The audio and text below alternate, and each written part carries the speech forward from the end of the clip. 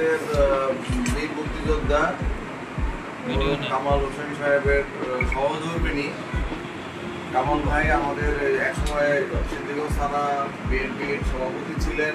উনি নারায়ণগঞ্জ জেলা বিএনপিরও ভারপ্রাপ্ত সভাপতি ছিলেন। আর আমাদের ভাবি উনিও নারায়ণগঞ্জ জেলা মহিলা দলের প্রেসিডেন্ট ছিলেন। ওনারা রাজনৈতিক পরিবার।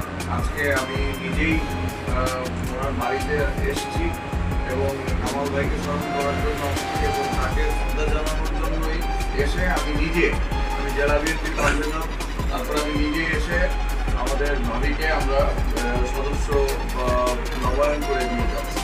এটা তার প্রতি একটা শ্রদ্ধা জ্ঞাপন আমি মনে করি এভাবে আমাদের যারা মৃত্যুবরণ করেছেন দলে যাদের একসময় অনন্য ভূমিকা ছিল তাদের পরিবারের পাশে গিয়ে আমরা দাঁড়াবো এবং তাদের পরিবারের সদস্যদেরকে আমরা এভাবে নবায়ন কিংবা নতুন প্রাথমিক সদস্য হিসেবে আমরা গ্রহণ করবো এই দলে।